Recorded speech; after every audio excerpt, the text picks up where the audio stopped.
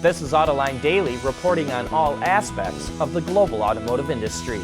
And we want to start out today's show by thanking all of you who provided your input and ideas of how we can make Autoline Daily even better. We got a ton of good suggestions, and we're evaluating them to see which ones we can start implementing immediately. We'll provide more details soon, but we wanted to tell you how much we appreciate your feedback. Okay, now to the news. We've got more details on what General Motors is offering the UAW in a new labor contract. A source at GM tells Autoline that it will keep its Detroit-Hamtramck plant open to build a new battery electric truck. And it wants to build an EV battery cell assembly plant near or on the same property as the Lordstown, Ohio assembly plant that was closed. Bloomberg reports that GM caved on medical costs. Right now, UAW members kick in about 3% of their paycheck for medical insurance. GM wanted to raise that to 15%, and most American workers pay about 29%. But medical benefits are a big issue for workers, and the UAW would not budge. But GM did stop paying for medical benefits while its workers are on strike, and presumably, the UAW strike fund will have to pay for them.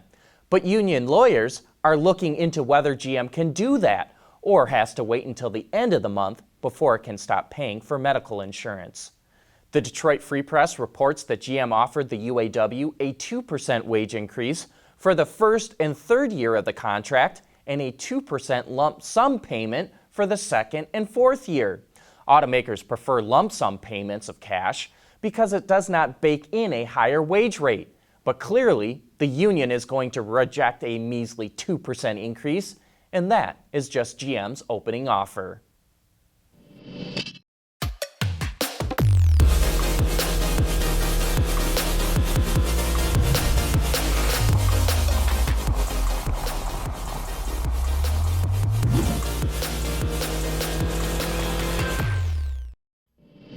Now we move to Japan, where Toyota says it's working on using fuel cells from the hydrogen Mirai to generate power at one of its manufacturing facilities. The generator houses the fuel cell stack, power control unit, secondary battery, and other components from 2 Mirai cars.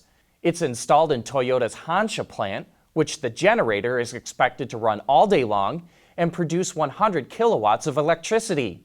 The fuel cell generator runs off hydrogen exhaust during vehicle production, testing, and evaluation.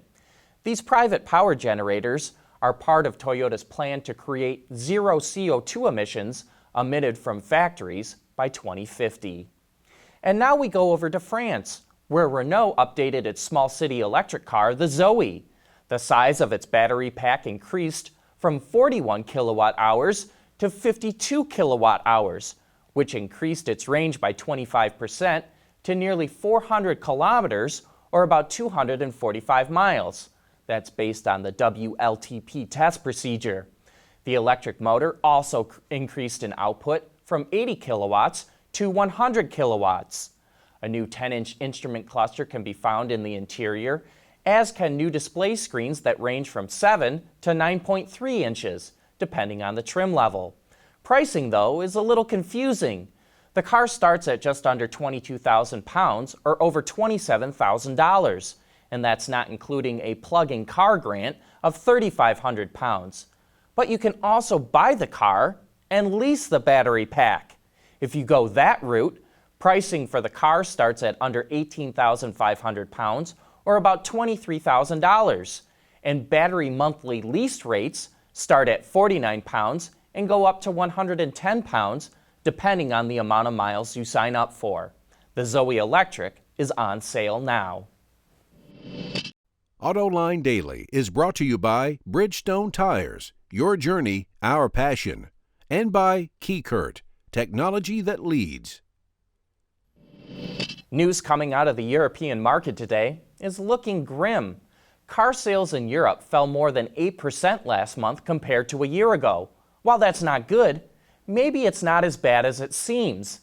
That's because sales last August were up a whopping 30% due to automakers introducing a number of new vehicles to the market before the new WLTP emissions test went into effect in September.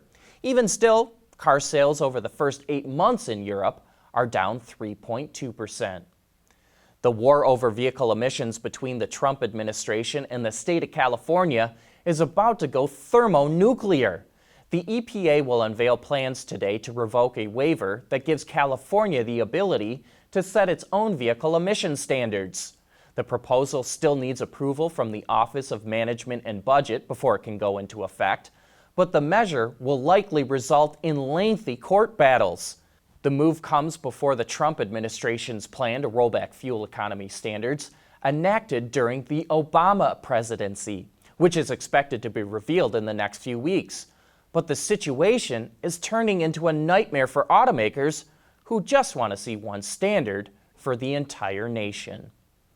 Say, are robots really going to take over all manufacturing jobs? That will be one of the topics on tomorrow's Autoline After Hours when Mike Chico, the CEO of Fanuc America, comes on the show.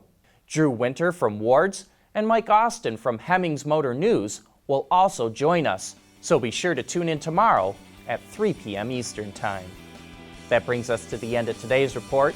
Thanks for watching.